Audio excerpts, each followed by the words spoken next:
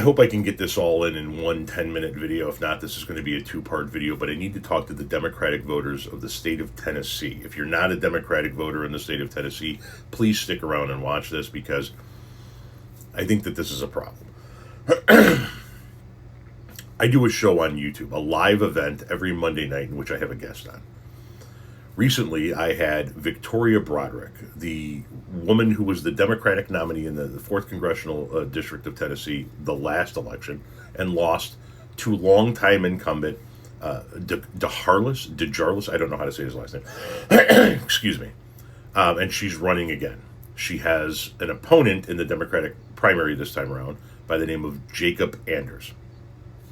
After I had Victoria on, Jacob came into the comment section of one of my live events, another live event on YouTube, and asked why he wasn't on my show. And I said, well, I don't know who you are, first and foremost. And he said, well, I'm running against Victoria Broadick, and you had her on, so you should have me on. Which I thought was weird. He said he was polling better than her, and that I should have him on my show. So I said, yeah, sure. And he was on this past Monday. We had some connection problems because his end kept freezing up. If you go watch the content, which the interview, which is on my YouTube channel, you'll see that his end keeps freezing up, and ultimately the whole thing collapsed. And I sent him an email saying, terribly sorry about the connection issues. Well, excuse me. My apologies. Early morning hiccups. I said, we'll work on a time to have you back on the show to finish the interview and present the rest of your case. And then I went on Facebook this morning, and I saw a flurry of activity from Jacob Anders that concerned me. So I'm going to show you the flurry of activity on Facebook, and then I'm going to show you our emails back and forth to one another this morning, and then I'm going to show you some stuff he posted in video format on Facebook. So first things first, the flurry of activity on Facebook. This is his Facebook page, Jacob Anders, and here's what has taken place over the course of the last couple of days. It starts out 2 days ago with him posting a mock-up of a sign. Nothing wrong with that at all. Then he made this post. You'll have to forgive me, I'm getting older. The TNDP, the Tennessee Democratic Party, has decided that I have to run as a write-in candidate because I haven't voted enough of their primaries and Victoria's photoshopped images of me. Don't let them hand this to someone to lose again. Your voice deserves to be heard. Fuck the Tennessee Democratic Party. Anders for Congress.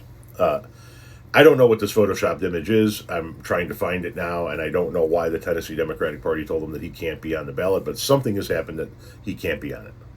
He keeps talking about photoshopped images and how you can't Photoshop images of other candidates, yet he did this with the Republican incumbent's face. I'm just pointing this out so that you have full transparency here. Then he showed this text message between himself and Victoria. My primary opponent worked overtime to try and get me disqualified. What's crazier is she is on the board that decides who gets to run. Hashtag Tennessee, hashtag corruption, hashtag Democrat. Then he did a straw poll. Who would win in a three-way race? Himself, Victoria, the Republican incumbent, or Giant Meteor? Now, oddly enough, he hosted the straw poll, and Giant Meteor beat him on his own Facebook page, but I digress. Then he talks about how he was going to run a clean primary, but because he conducted a poll himself that shows he's winning, he's going to start going after Victoria. That was this post here, and the next post he made was, do you think it's moral for Victoria for Congress to submit AI deepfakes of me to the Democratic Vetting Committee? A simple yes or no will suffice. Then he starts to get a little bit more unhinged. He posted this, saying that this personal trainer that sends Victoria $100 a month to help with her campaign is a millionaire funding her campaign. The woman's name, the person she donated, the dates, and she's donating $100 at the beginning of every month. That's what's happening. Then he posts this. Exposed. Crooked Victoria Broadick does take PAC money. If she can't uphold a promise not to take PAC money, how can you trust her to do anything? I'm looking into all of this, but the fact that he referred to her as Crooked Victoria Broadick, the way Donald Trump would, was a very big turnoff to me. Exposed. Chronic grifter Victoria Broadick somehow squeezed $5,400 out of iHeartRadio. He goes back to the straw poll and says, seems my biggest opponent this November is Giant Meteor. And then it really gets unhinged. He goes into these long tirades about the Democratic Party in Tennessee. And that if he is just allowed to compete, he's going to mop the floor with everybody. And it goes on. And he talks about reaching out to conservatives. Nothing's wrong with that. And then, yesterday, he officially announced his candidacy for the chair of the Tennessee Democratic Party. Keep in mind, he's already said fuck the Tennessee Democratic Party. And he hates them, but he wants to be the chair of them in 2027. Okay.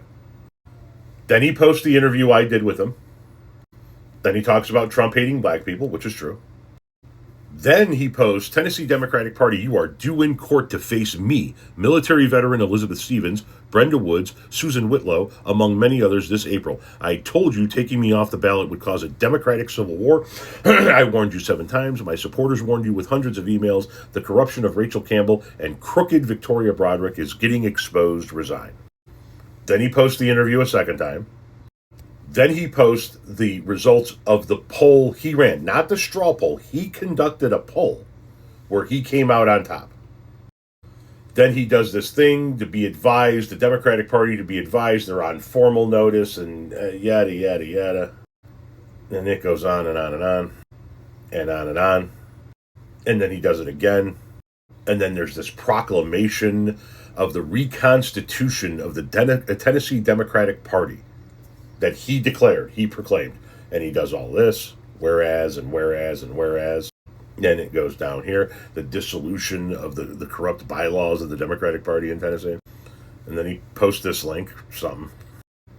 And then he talks about, as chair of the Tennessee Democratic Party, I'm declaring an emergency meeting. This is your 24-hour notice. It will take place via buggy internet apps with a link that doesn't work and a random day that I will inform you about only if you show up to my favorite location in Tullahoma within 24 hours. This is how former chair Rachel Campbell of the TNDP used to lead, by the way, just following by current example. She's not the former chair, she's the current chair. He has declared himself the new chair of the Democratic Party, though. Now, I want to show a couple of videos to you in just a moment, but first I want to show you some emails. After I saw the flurry of activities, I sent him an email this morning saying, listen, I don't want to do the second part of the interview. After the things I've seen on Facebook, I really don't want to give you my platform. Thank you very much for your time, and best of luck to you. And he replied with, I have already won an election and I am more than fit for office. You don't want to expose the corruption of the Tennessee Democrat Party and the fact that Victoria creates fake guy images of me to get me taken off the ballot. Then who are you, an enabler of disgusting corruption? My lawsuit against the TNDP is valid and has national media attention. I hope you reconsider this cowardice. So I replied to him, thank you for your time. That's all I said. He then sent me a screen grab of the conversation between him and Victoria that's already on Facebook and says, your friend, Victoria, admits to it. And then when he saw that I said, thank you for your time, LMAO, all right, dude, see you in the winner's circle. And then came back with, I'll do part 2 without you and let your viewers know you approve of corruption and Victoria making fake images of me to get me taken off the ballot. Peace. This is Jacob Anders, by the way, if you haven't seen him. I realized just now that I haven't shown a picture of him. Now, there's going to be a part 2 because I have to show you some videos that he's made, and you want to stick around for these videos. You want to see the part 2.